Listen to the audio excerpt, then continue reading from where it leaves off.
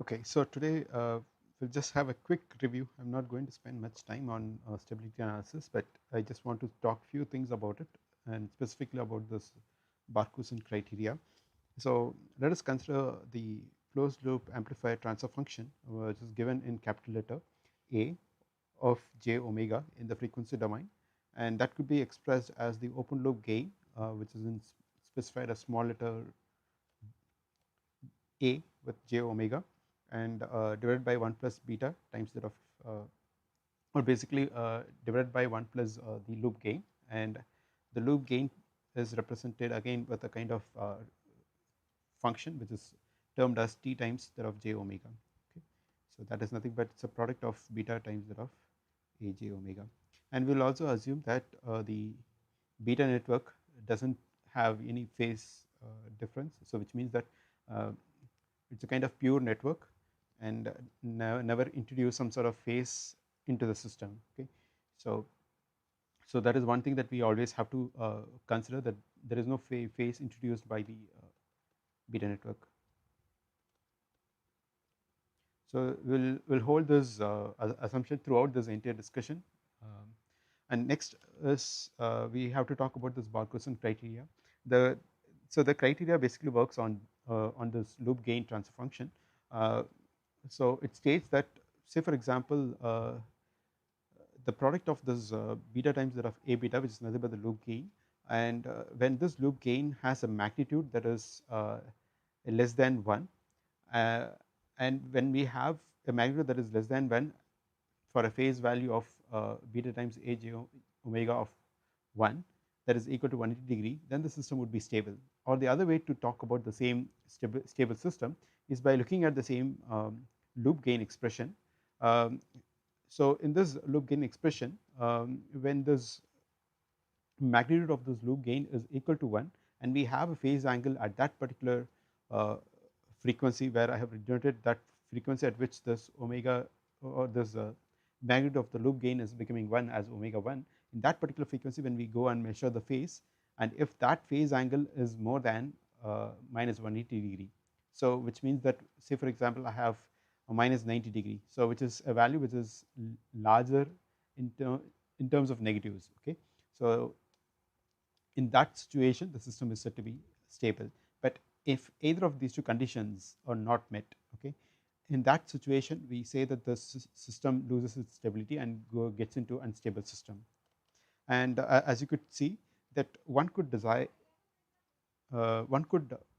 define the stability of a system based on the loop gain uh, expression, and it never depends on whether on the closed loop expression or on the open loop expression, purely depends on the loop gain.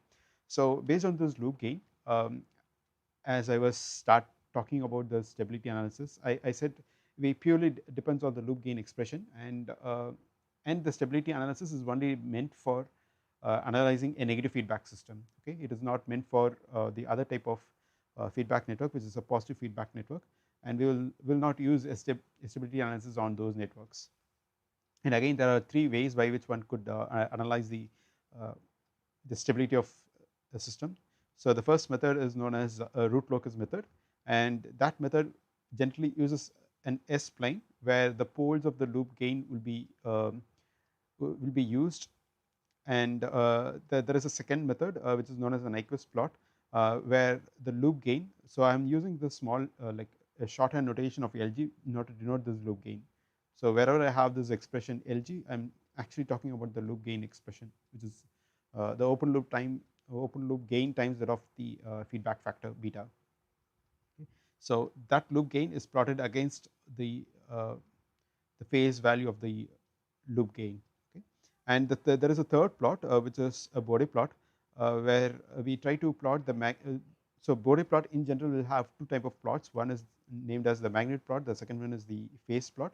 And in the case of a magnitude plot, we generally have seen some magnitude along the y-axis that is being plotted against the logarithmic scale of the frequency, and similarly the phase angle is plotted against the logarithmic scale of a frequency for a phase plot.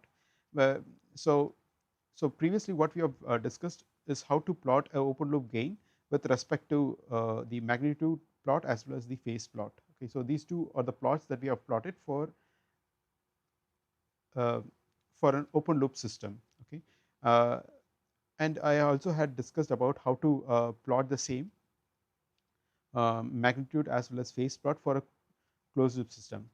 And in the videos that I've sent, uh, will let you know how to utilize these two plots in order to get back this loop gain plot. Okay, so what I really mean is that in order to study about the stability of a system, one has to plot not the open loop gain or the closed loop gain, but rather one has to plot the loop gain magnitude and the loop gain phase value against the logarithmic axis. Okay,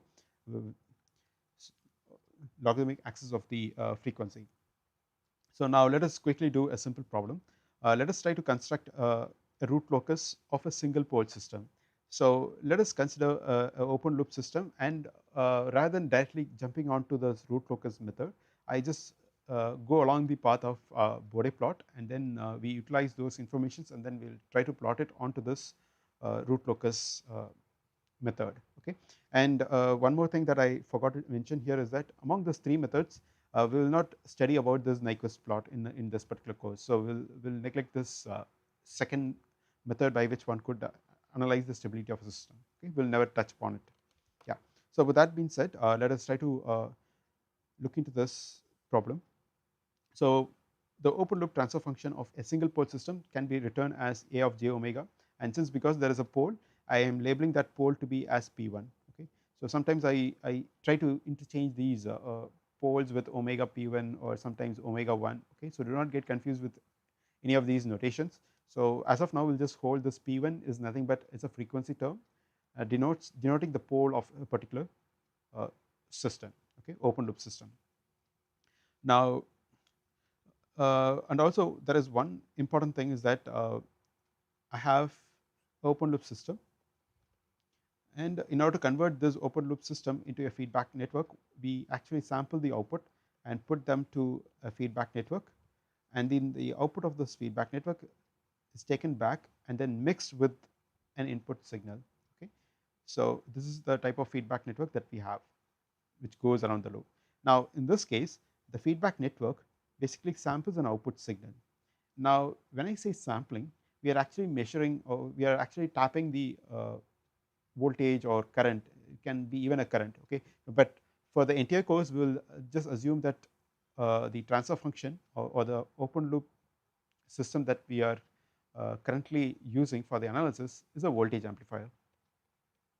Okay, so that the input to this amplifier is also a voltage, and the voltage that we are trying to mix is also a voltage, and the source voltage is all source signal is also voltage. So that we'll all assume that we are dealing with a voltage amplifier with a feedback network. Okay, yeah. So with that being said, uh,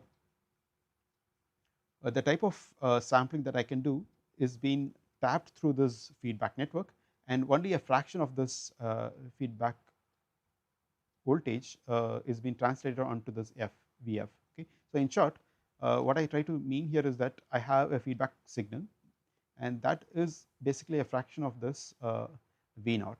So beta basically translates a fraction of this particular voltage, and the value that the beta can handle in sending this translation can range from a value which is quite higher than the value of 1 or than the value of 0. Okay, the value of beta, but it can take a maximum value of 1. Okay, so the range of beta that I can have, or the feedback signal that I can tap from the output to this signal VF, is basically falls within this range, and I am not included the range of 0 in this case. The beta, if it is taken to be a 0, then there is no feedback, the circuit becomes an open circuit. Okay, so it does not include the value of 0, but rather the beta takes upon a value which is greater than 0, and it can range all the way up to a value of 1, including the value of 1. So with an equal sign across it. Yeah, so this is the range of beta that we have, and the same network is being plotted against here, like the voltage amplifier, and this is how the feedback network would work. So one could write the transfer function of this of this closed loop feedback network as AF, or sometimes just capital A. okay. So which is nothing but it is defined as the ratio of output voltage divided by the input voltage, which is Vs, okay. And that is that could be rewritten in terms of these open loop systems gain expression divided by or along with the feedback network's quantity, or the feedback network factor, okay. So when we try to fix in, we will end up having this, and as I know that this particular open loop system currently has a single pole in it, and in a way that I can replace this A of j omega with this quantity, which is A naught divided by 1 plus j omega times that of P1, and that when we substitute onto this, the expression starts getting a different shape, and then trying to combine few of the common terms in order to make this quantity of A naught divided by 1 plus A naught times that of beta is pretty much talking about only the DC quantity, and this DC quantity is nothing but the DC gain of a closed loop system, which I marked here as capital A naught, okay. Yeah. So that when I try to plug in, what happens is that the closed loop expression, which is A of j omega, which is capital letter A of j omega, or I can write it as A f of j omega, okay. So in order to say denote that it's there is a feedback, this is the gain of a feedback network, and that could be rewritten in terms of the DC gain of the feedback network divided by 1 plus j omega times that of the pole location of the feedback network. So as you could able to see that this pole is being shifted towards a higher frequency. So I'm talking about a pole of a closed loop system, and when I compare this pole of this closed loop system with respect to the pole of a open loop system, clearly the pole of the open loop system is just P1, okay, whereas the pole of the closed loop system is not just P1, but it's been magnified by a quantity of 1 plus A naught times that of beta, okay. So basically when we put any kind of network or any kind of open loop system into a feedback, it basically increases the bandwidth, but on the other hand, when I look for the expression of A naught, where A naught is nothing but the DC gain, that has got reduced by the same factor, which is A naught times Z of beta, okay. So in one end, I'm trying to reduce the DC gain of a closed loop system, whereas on the other hand, what I'm gaining is an increase in the bandwidth of the closed loop system, okay. So hope that it makes sense, and if at all, if this quantity, which is nothing but the loop gain, if it is much larger than the value of 1, then one could step down this A naught quantity, which is written here, to approximately equal to 1 upon beta. So this is a kind of gain expression that we have, where the gain never depends on this open loop gain expression A naught, and which is pretty much important, just because the gain expression in general will depend on parameters like GM and R out, and these GMs tend to vary with respect to bias voltages and temperatures because of the mobilities and stuffs, okay. So we generally don't want this closed loop gain to depend on this open loop gain expression, as this open loop gain expression in general have some sort of uh, dependencies which tend to vary a lot when we put them into a circuit. So in a way, if I could able to have a loop gain that is much greater than the value of 1, one could step down to a closed loop gain expression, which is depend only on the feedback network and not on the open loop gain expression, okay. So this is a short story which you would have already learned in your basic electronics, but I'm just trying to recall all these things, why we did so. So now that let us come back to this problem with respect to a Bode plot first, and then later we'll just move on. So as it's been plotted onto this on this figure, I have a magnitude plot as well as a phase plot, and these are the plots that have been marked with respect to the open loop system, okay. So whatever I've plotted over here is basically with respect to open loop gain expression, okay. Yeah. So now in that case, as we could see that there is a pole sitting at P1, and that has been marked over here, and one could approximate the gain to be almost constant right from DC to the place where I have a pole, and then after then the pole gets degraded, or the magnitude of the gain expression gets degraded at a particular rate of minus 20 dB per decade. So clearly whenever there exists a single pole in turn reduces the gain by a quantity of minus 20 dB per decade. And across the same location, when we look for the phase value, so in general the phase is defined as phi, and that could be written as tan inverse of omega divided by p1. Okay, yeah. So uh, I guess you all familiar with these terms. I guess I no need to spend a lot of time on in defining how we got this phase angles. Okay, so if you have such doubts, we will discuss in our Zoom session. But as of now, we'll just go ahead. Okay, so when we are having a value of omega that is smaller than the value of p1, say for example, I have currently, which is 1.1 times that of the location of p1, then one could approximate that this ratio to be approximately closer to a value of 0. Okay. So I have a ratio which is approximately closer to a value of 0, then the tan inverse of 0 will give us a 0 phase shift. So that is what has been marked till this particular point on this particular graph. But after then, when the frequency is equal to the phase value, or the phase, so equal to the pole frequency, in that case the ratio that I have here becomes a value of 1, and we know that the tan inverse of 1 would then end up having a value which is equal to 45 degree, or generally a minus 45 degree, just because we are talking with respect to a pole. So due to which the phase value exactly at this particular pole P1 would then become minus 45 degree. Okay. And when we move away from this pole by a decade away, which means that when I have a frequency which is 10 times greater than that of my P1, then one could approximate that the value of 10 to be almost like infinity, and due to which one could approximate that the value of tan inverse of 10 itself as a 90 degree. So one of the take home message from here is that any pole will induce a maximum phase shift of 90 degree. Okay, yeah.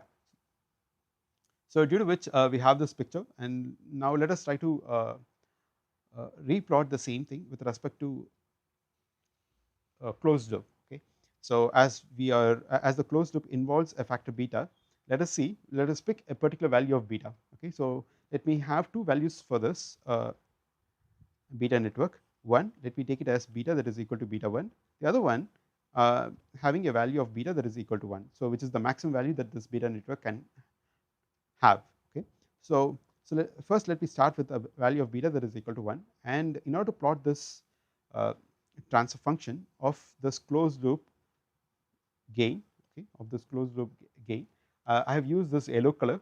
So for the value of beta that is equal to beta 1, which is a value which is smaller than the value of 1, in such situation we know that the closed loop gain can be approximated to a value of 1 upon beta. Okay. So we have a quantity over here, and that quantity can be plotted, and that quantity is basically smaller than this DC gain of a open loop system, right? And due to which I am just plotting it with a low value along this y-axis of a magnitude plot, and again the pole that I have for this particular closed loop transfer function is being pushed towards the right side to a higher value of P1. Okay. So due to which you could see that the pole of a closed loop system with beta being equal to beta 1 is pushed onto this particular value. So currently I have a pole at this particular point. Hope that you could able to see the marking that I am doing here.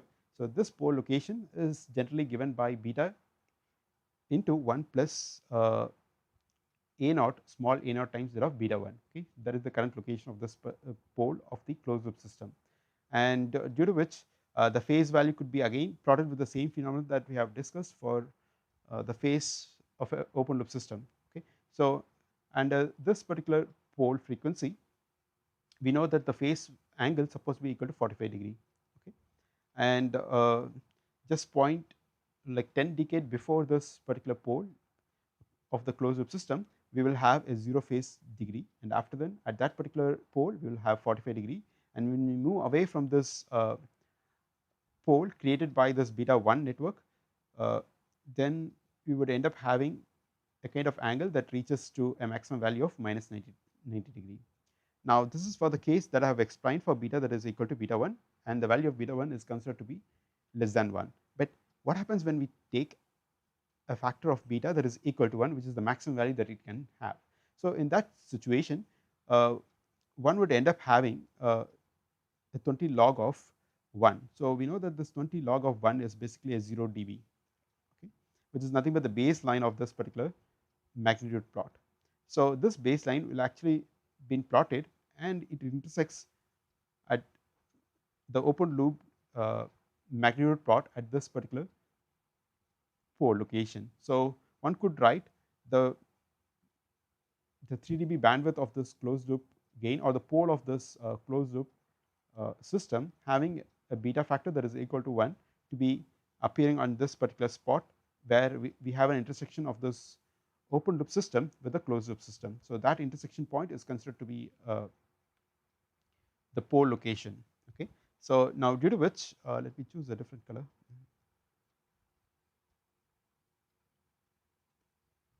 Yeah. So due to which we know that exactly at that particular pole the closed loop will have a 45 degree. Okay. So it is at this particular spot my pole supposed to be inducing a phase difference between the output and the input as 45 degree. Okay. And if we go a decade before this particular frequency, we will end up having a 0 dB. But if we go ahead of this pole by a decade away from this frequency of P1, or P1 times that of 1 plus A, where beta is considered as 1, in that particular location, if we go beyond this particular pole by a decade, then we end up having a phase angle inducing a maximum of minus 90 degree. So this is how the pole is being pushed towards the right side of our Bode plot. Okay, and this is with respect to closed loop is what we've been plotted. But now the question is not all these definitions of pole movement with respect to a Bode plot, but we actually wanted to do a root locus, use the root locus method to show this particular principle. So now that we'll get into the exact solution here. So we know that the pole was at P1 when the beta is equal to 0. So which means that we are talking about a pole location of an open loop system. Okay. So that was defined as A of j omega, which is nothing but A naught divided by 1 plus j omega times that of P1. Okay. And this P1 is what has been marked on this particular spot when beta is considered to be equal to 0, and that implies an open loop circuit. But once you put a feedback and once you have a factor of beta that is higher than the value of 0, then what we have is a negative feedback system.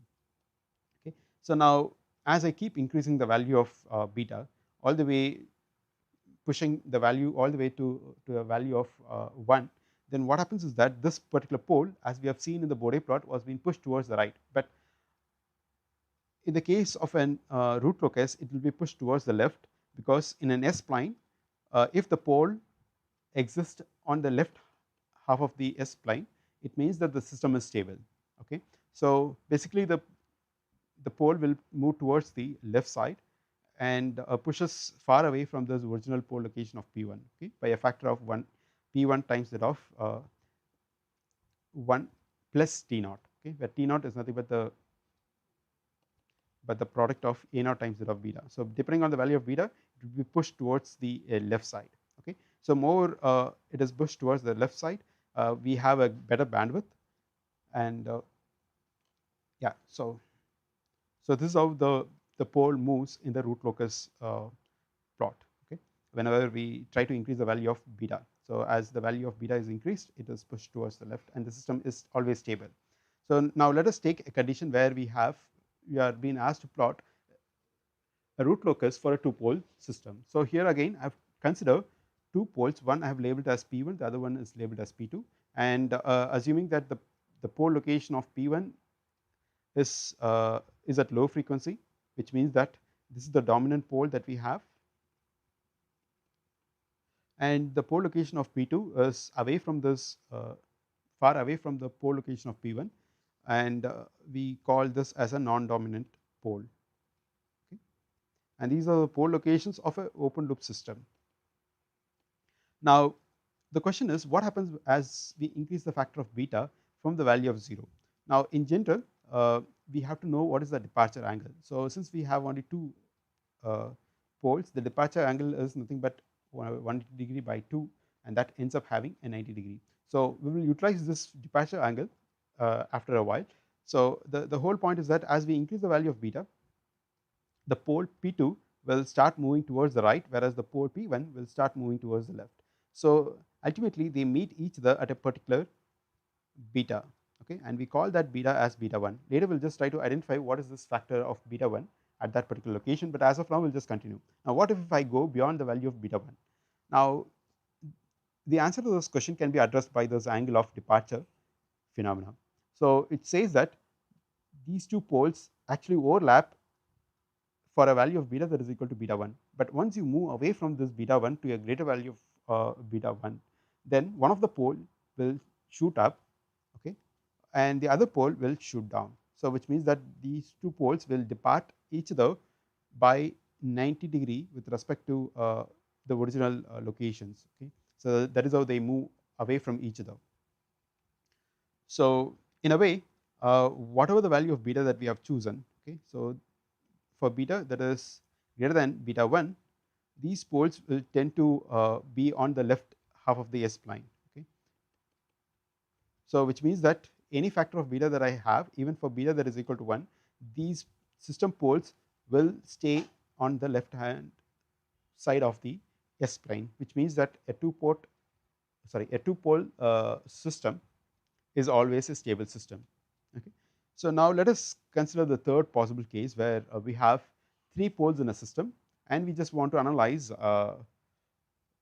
whether the system has a possibility of becoming an unstable system, okay. So in that case I am going to assume that the three poles are far away from each other, and I am going to label them as P1, P2 and P3, okay, and these locations are being marked on this S spline, and for a beta that is equal to 0, these are the locations. But as we increase the factor of beta that is greater than the value of 0, then let us see how are these poles will move uh, each other.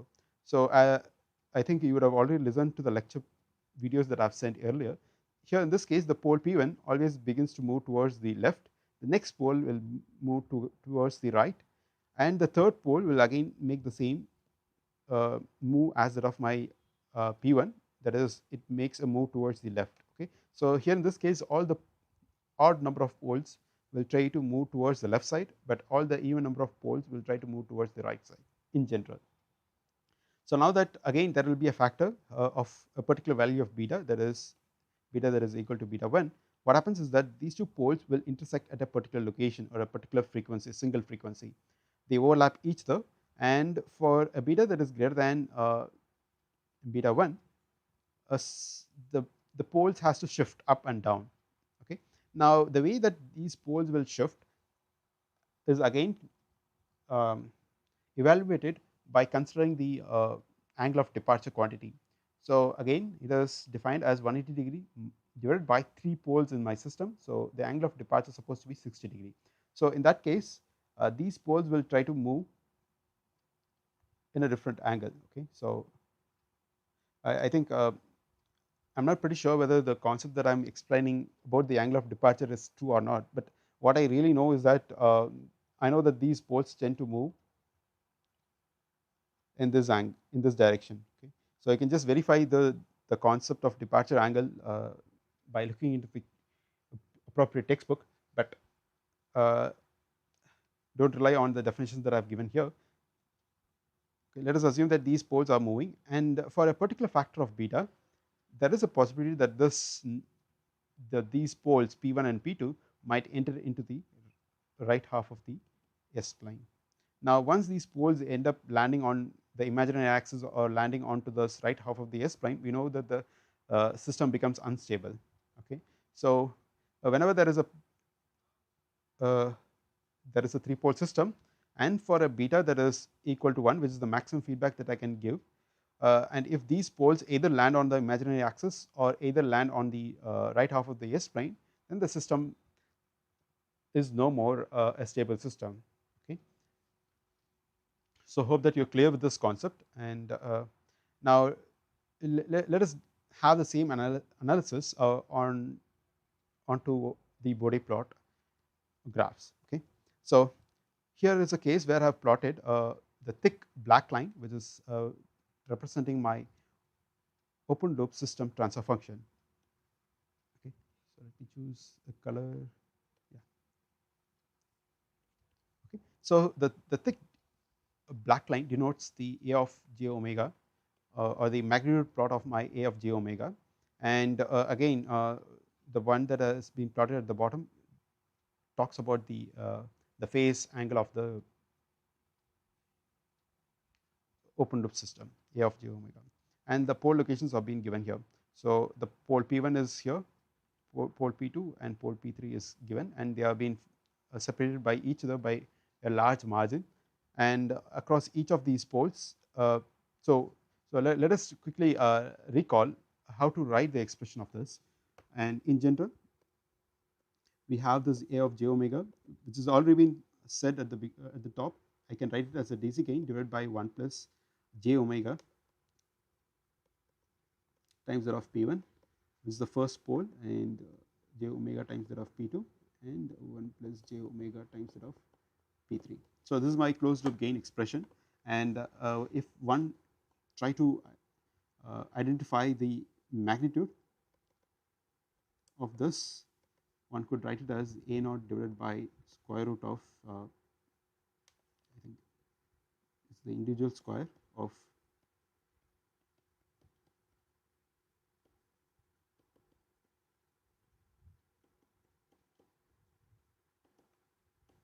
sorry, it's not a, it's a product.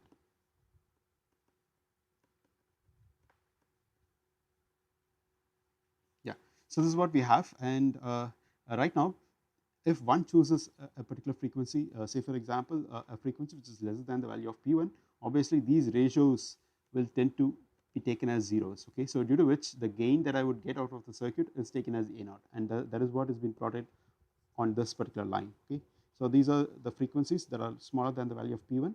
We will have a constant gain of A naught throughout this circuit, but as we increase uh, the frequency which is beyond the value of P1 but still lesser than the frequency of P2, then at that particular frequency this will reduce the gain by a factor that is at a rate of minus 20 dB per decade. And like as every time once we try to move on these magnitude plot, once we encounter a pole, there is a reduction in the gain magnitude by minus 40 degree for 40 dB, and when we encounter the third one, it again induces minus 20 dB decade, and so they sum up to a value of minus 60 dB per decade after this third pole. Okay, after the second pole, it will have minus 40 dB per decade. Yeah, so this is all the plots which we are not really concerned, but what we are really concerned is about the type of feedback network and when does our feedback network gets into an unstable condition. So here is a case where what has been plotted on this graph. Maybe I have to choose a different color. Yeah. So here is a case where a particular value of beta is being chosen. Yeah. Let us consider that particular value of beta that is equal to beta 1. Okay. And clearly you could see that it creates a value, or it creates a kind of graph which is denoted by this dotted line, and the value of this is given as 20 log of sorry 1 upon beta 1. Okay, and that is the magnitude of this particular line, or the dotted line. Okay, so for this from this graph, we basically have to extract a few things. One of the important thing that we have to consider here is a term which is known as gain crossover frequency. So what is really mean by the gain crossover frequency is the frequency at which the loop gain magnitude becomes 1. Okay, so it is a term that is related to a loop gain, and what has been plotted here is not exactly the loop gain. What I have plotted on top of this is an open loop plot, and at the bottom, which is marked with the dark green color, is nothing but our closed loop. And the difference between these two plots of open loop as well as the closed loop, what will give us what is known as the loop gain magnitude. I think all of these discussions have been done in the videos that has been sent earlier. So please watch those videos in order to gain enough knowledge from here. So the difference of this will give us the loop gain plot. So let me just plot this particular segment that has been marked with this green color, light green color. Okay. So right now I just want to plot the magnitude of the loop gain, which is beta times thereof.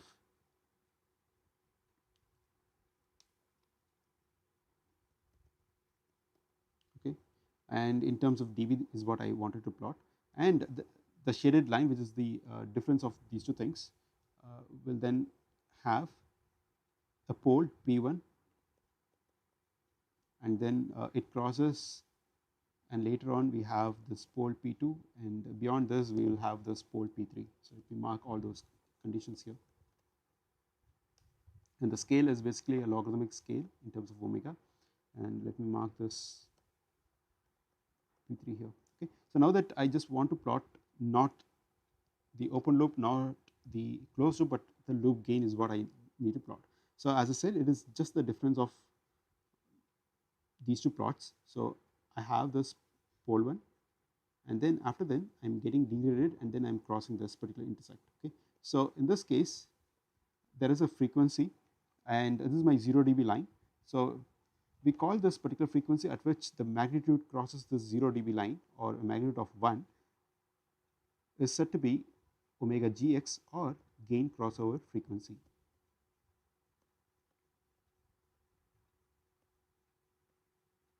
Okay, so at that particular frequency I have to check for the pole, I have to check for the phase value. Now as we know that the beta network will never introduce any phase angle to this quantity, so one could retain the phase plot of this open loop system as it is in order to discuss about the phase plot of a loop gain. Okay, just because beta never introduces any extra phase shift to the or the phase value to the system. Okay, and because of that I'm just going to use the same plot that has been plotted for the open loop system. So at that particular frequency where I have a pole P1, I will have a minus 45 degree.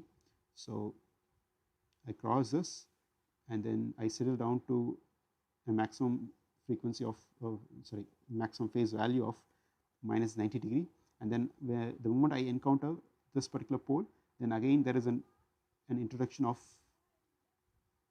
minus 45 degree. So a 90 degree plus this 45 degree will end up having a value that is equal to minus 135 degree, and before I reach the third pole, the second pole would have already reached a value of maximum of minus 180 degree, and then I have this pole P3, and exactly at that pole P3, the pole P3 will induce minus 45 degree, and the addition of this minus 45 degree along with this 180 degree should give us minus 225 degree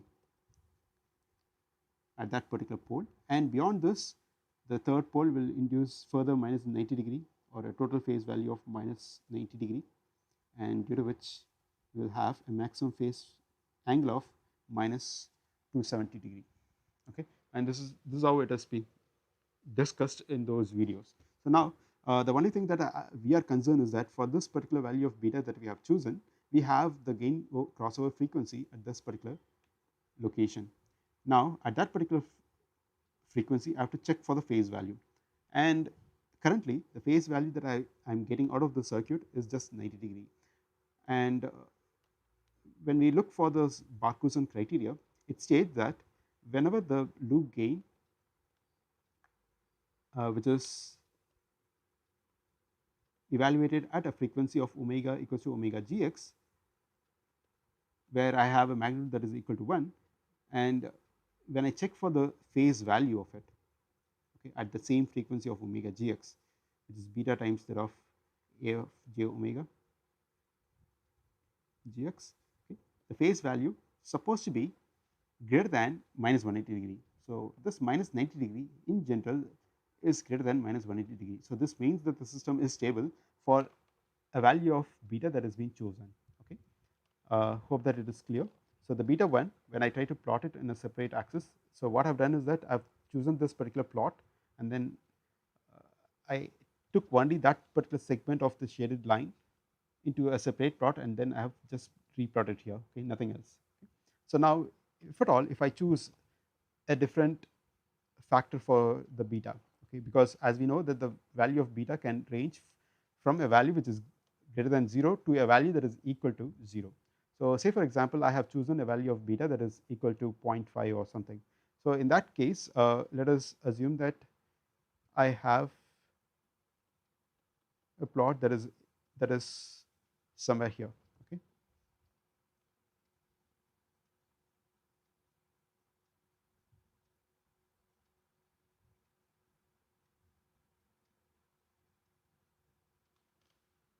I think according to the diagram that has been shown here, yeah, it's true.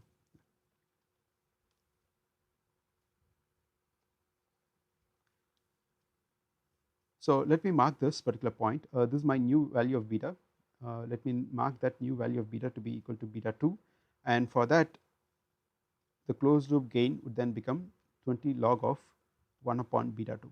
Now, this is the line that is drawn based on this particular value of beta 2 that has been chosen. Okay. And again, the difference between this open loop and this new value of closed loop will give us this loop gain. Okay. So, this shaded one should denote that.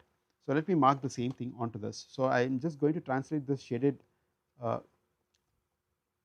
uh, magnitude plot onto this new graph. Okay. So, in that case, as you could able to see that the magnitude of this particular plot has got raised up. So, it is something like this I have until I reach this pole 1, and clearly you could see that the value of this omega gx is appearing on the pole P2. Okay. So, I hope that it is clear. So, which means that I have it here. Okay. So, now that the value of this omega gx is currently located on the pole itself. Okay. So, my omega gx is equal to P2, and in order to evaluate the stability of the system using the Barkhausen criteria, one has to know what is the phase angle that one has when we have omega gx, when omega equals to omega gx. Okay. So, in that case, one could see that this particular second pole will induce a maximum phase value of minus 135 degree. Okay. So, currently this new value where beta equals to beta 2, okay, we have a phase angle which is minus 135 degree, which is again a value which is greater than minus 180 degree. So, the system is stable for the chosen value of beta, which is equal to beta 2. But what happens when we choose a particular value of beta that is somewhere a little bit higher than the factor of beta 2? Okay. So, let me just choose a different color, just running out of the colors. So, okay, so probably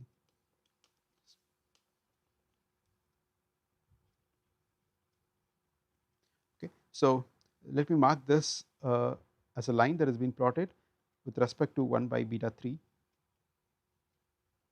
Okay. And for that we have this as our closed loop gain, and right now the loop gain is nothing but the difference between both these plots. So, let me just remove the previously drawn shaded lines, and let me use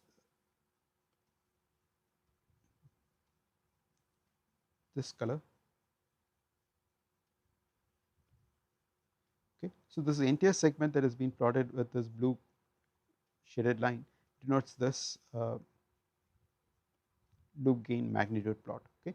Now, for this value of beta that is equal to beta 3, we have our omega gx which is located at this particular spot. So hope that the lines are visible. Okay. So this is our new value of omega gx, and at that particular value of omega that is equal to omega gx, when we try to measure the phase value, one could see that the new value of phase is almost closer to a value of not exactly 125, sorry, 225, but a value that is closer to 225. So so again, instead of replotting onto this graph, let me just write down this phase or the stability condition. Okay. So when beta that is equal to beta 3, then we have a phase value which is 220 degree. Okay, and this value of phase is obviously smaller than the value of minus 180 degree. So in such situation, the system is stable. The system becomes unstable. Okay, so clearly, one could see that anything that goes beyond the particular value of beta, okay, uh, and a value of beta that is equal to 1, the system will become obviously an unstable uh, condition, okay, unstable system. Clear? So this is a short summary of how it's all been plotted. What we have done is that we have taken the open loop transfer function of a Bode plot, okay, and from this open loop transfer function we have two plots like the magnitude plot as well as the phase plot, and the phase plot will remain the same when we translate that into a kind of loop gain phase plot. So both are the same, but when we try to plot the loop gain magnitude plot, what we have done is that we have over plotted a closed loop magnitude plot on this open loop magnitude plot, and we have extracted the difference among these two plots, and then that has been reconstructed as a kind of loop gain magnitude plot. Okay. So hope that it is clear. Uh, the phase plot of open loop system and the loop gain will be the same, but the magnitude plot of the open loop system is different from the magnitude plot of the loop gain, and how it is different is by how it's been extracted is by subtracting the open loop gain magnitude from the closed loop gain magnitude will give us the loop gain magnitude plot. Okay, so that is a short summary of this entire thing, and we have discussed all these phenomena. So now what we do is that let us do quickly some few exercise problems.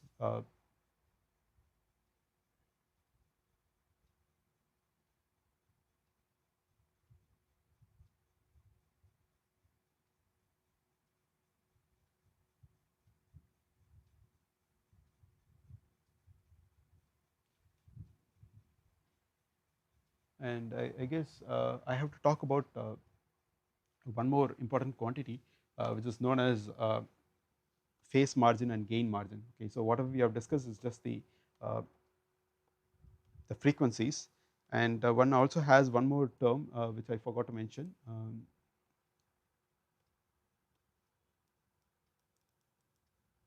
Yeah.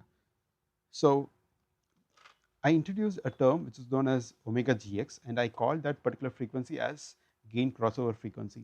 There is also one more term which is known as phase crossover frequency. Okay, so what is exactly a phase crossover frequency? Is nothing but let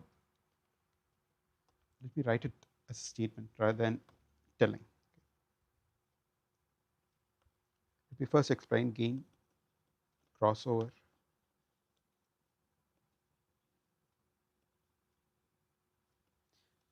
frequency, which is omega gx. Okay. So it is the frequency at which the loop gain magnitude, okay, MAG stands for the magnitude, becomes 1 or 0 dB. Okay. In terms of a dB, it would be taken as a 0. Okay. Whereas, as you would have guessed, the phase crossover frequency, which would be taken as omega px, and it is the frequency at which the phase angle of or the loop gain phase value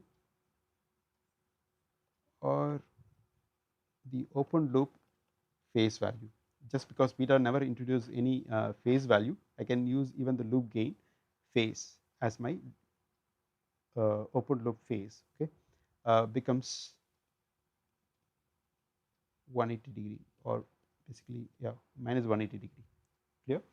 So these are the definitions, and we'll be using these definitions while defining a term which is termed as phase margin and gain margin, okay. Among this phase margin and gain margin, these are the terms that are used to analyze the stability of the system. We'll be more focusing on what is known as phase margin, okay. Let me try to explain this phase margin. Let me use a plot.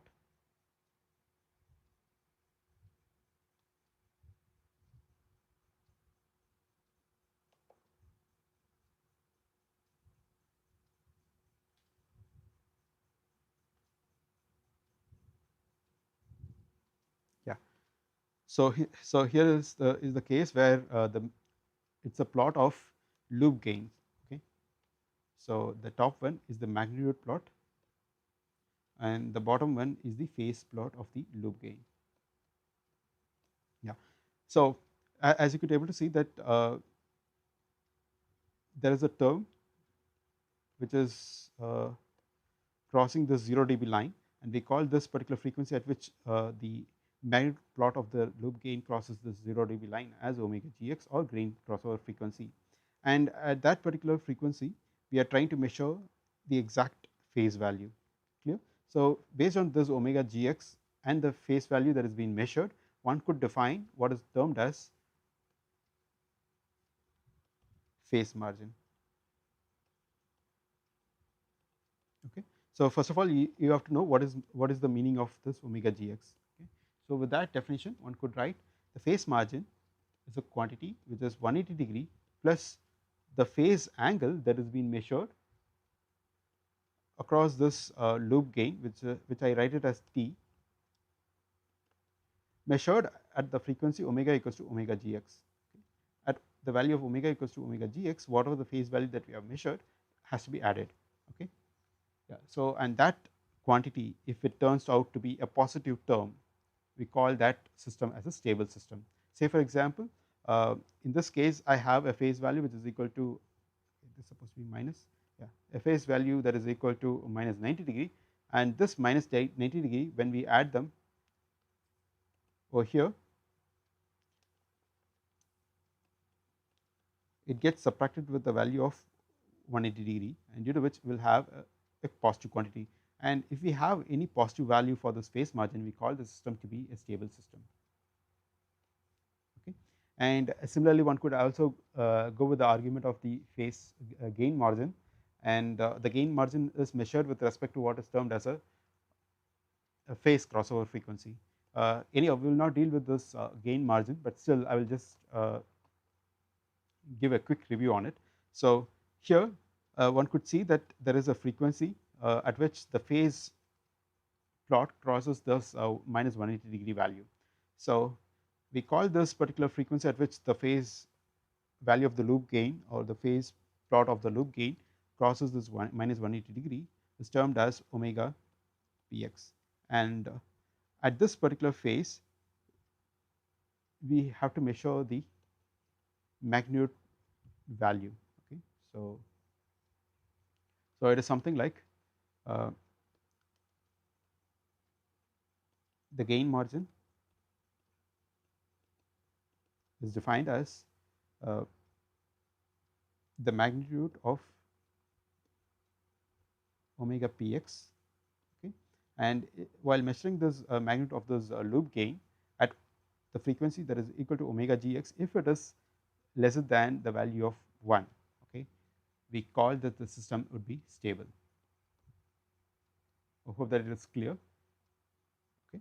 Or a 0 dB line, so less than 0 dB line, anything that is less than this, okay, can be considered as a stable system, okay. Even a negative value of this is fine, okay, but the value is supposed to stay less than the value of 1 at that particular frequency omega equals to omega px, where omega px is called as a phase crossover frequency, okay. So So with that being said, let us do a simple problem.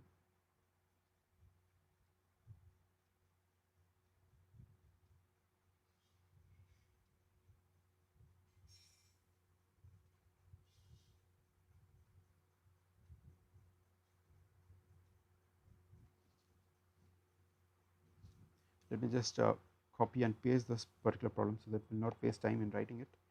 Yeah.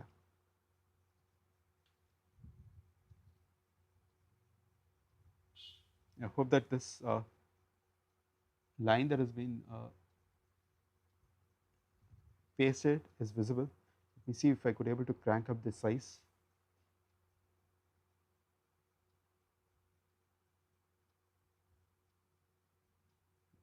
So the size is,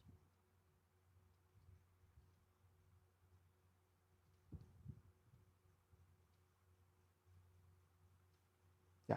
So let us consider a feedback system with two poles in it, and it's a feedback system. So which means that we are talking about uh, a closed loop system.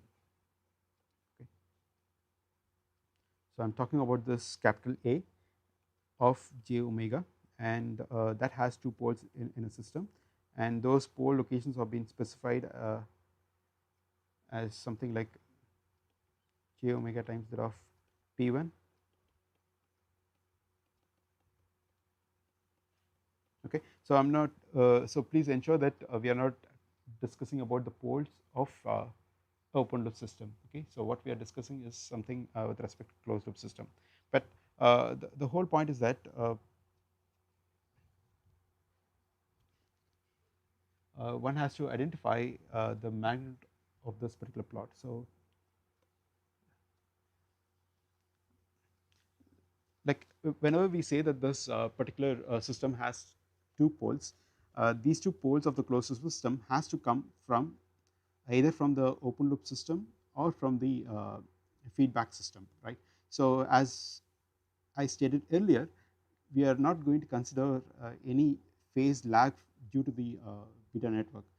So in such condition, each of these poles has to be coming from our open loop system transfer function, which means that let me use a different notation here to distinguish this closed loop pole from the open loop poles. Let me write it as something like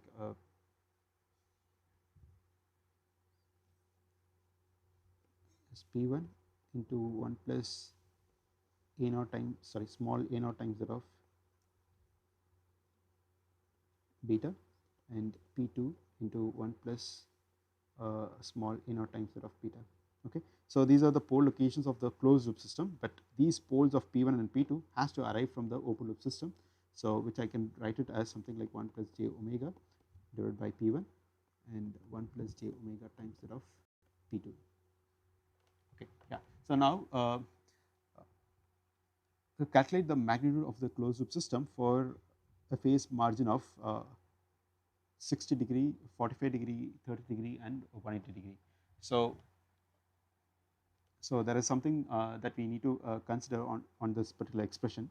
So what I do is rather than expressing in terms of DC gain of a closed loop system, I will write it in terms of the open loop system. Sorry for mixing up those concepts. Okay, this is nothing but our closed loop system in a normal way that we write it, and yeah.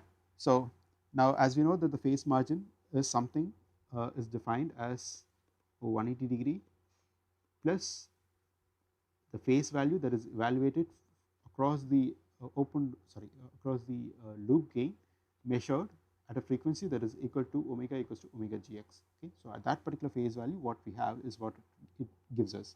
So now from here, from this definition, one could see that this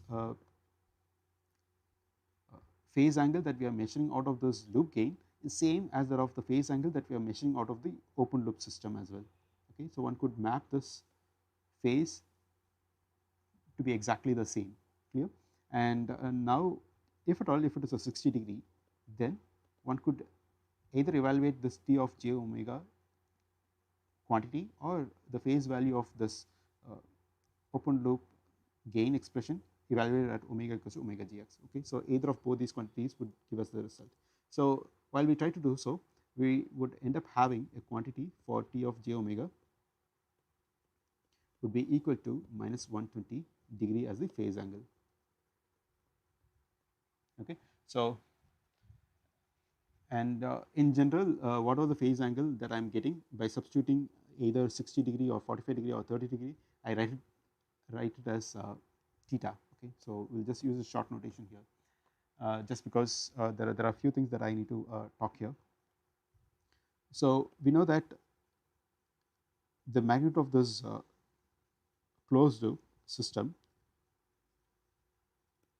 at the value of omega that is equal to omega gx can be written as a of g or just omega equals to omega gx divided by 1 plus a of j omega, sorry, omega equals to omega gx into beta. Okay. So now that we are being asked for computing the magnitude of this closed loop system at that particular thing, so which means that I have to take the magnitude of this guy and take the magnitude of the denominator as well. So when we try to do so, what information that we have across this board is that we know that at omega that is equal to omega gx, the magnitude of the loop gain becomes 1. So which means that the product of a omega equals to omega gx into the factor beta has to be equal to 1. So which means that I could extract the value of this magnitude of omega, like a times that of omega gx will be equal to 1 upon beta quantity, and this is one of the quantities that I can get it, but I cannot directly substitute this value onto this expression, okay, just because the loop gain is being added with a real term of 1. Okay. So due to which I cannot directly substitute the value of this, but rather I have to do some sort of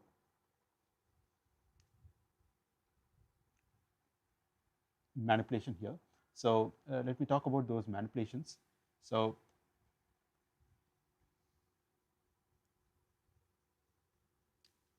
let me write this in terms of polar form.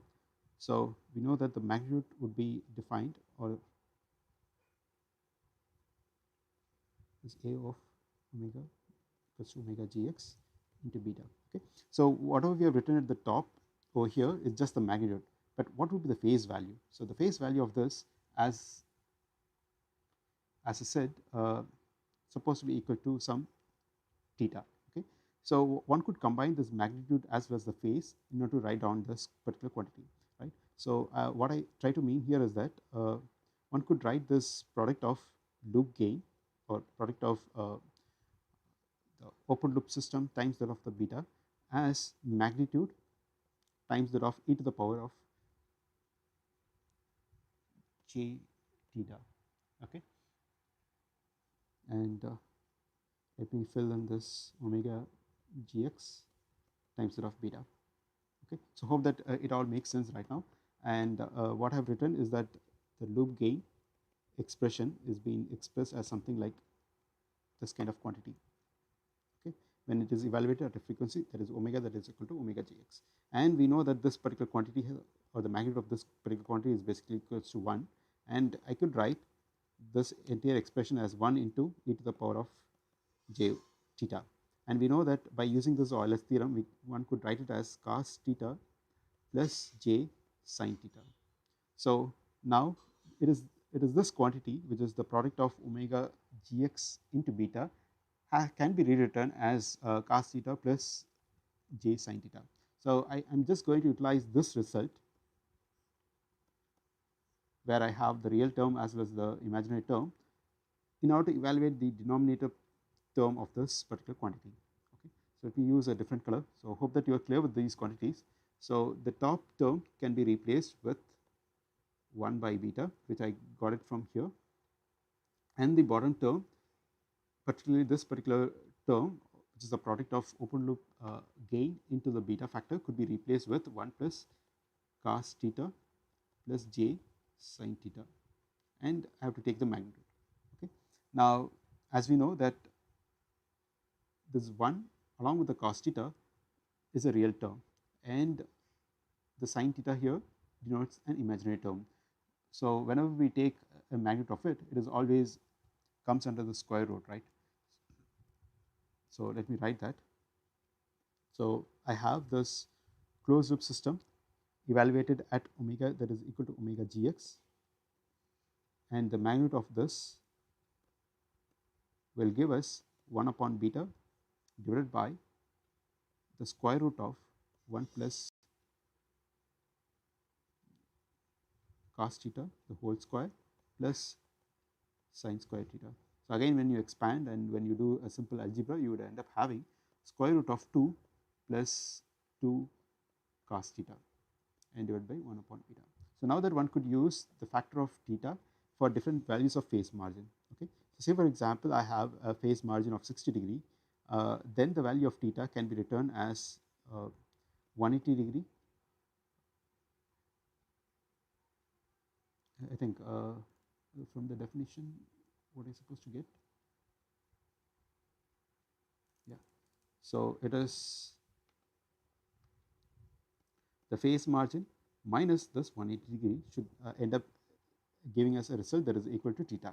So now in that case, since the phase margin is said to be 60 degree, we would end up having this minus 120 degree as the phase angle evaluated at omega that is equal to omega gx. Okay, so let me write it as theta of this quantity to be equal to minus 20 degree. And now that value, when I substitute here, would end up having a value of 1 from the denominator. Okay, so basically it will be equal to 1. So the magnitude of the closed loop system will have 1 upon beta as its magnitude. And now let us evaluate for a phase margin that is equal to 45 degree. So in that case, the theta value would then become a value that is equal to, I guess, it's a very hard time, yeah, minus 35 degree, and that when we plug in here, we would end up having this a of omega gx to be equal to 1 point, I guess it is 93 or 1.3 divided by beta. Similarly, for a phase margin that is equal to 30 degree, theta value will then become minus 150 degree, and due to which when we try to evaluate, we end up having 1.93 divided by beta. And finally, when the phase margin is equal to 5 degree, the theta becomes minus 75 degree, and the magnitude of this closed loop gain, that is omega gx,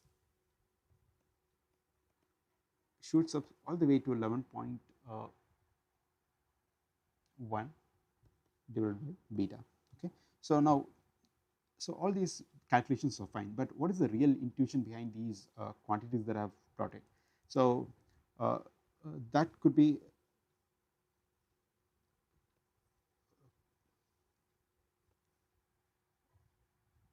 guys, I guess I'm just going beyond your timings. Let me stop here in case if you want to attend the other classes. Let me stop here, and I think I can discuss that later on. Thanks for attending.